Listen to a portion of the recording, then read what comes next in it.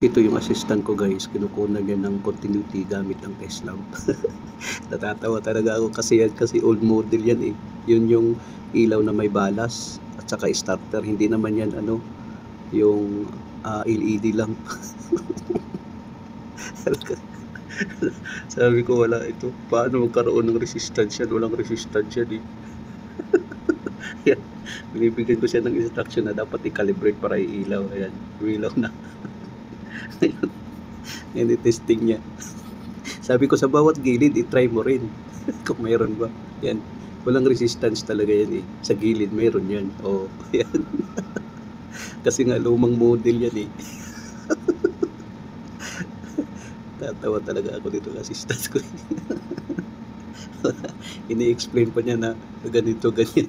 Ito talagang assistant ko, masasabi ko talaga na bata pa talaga sa larangan ng sa maintenance na trabaho. Talagang zero knowledge pa talaga siya. Kailangan pa talaga i-develop.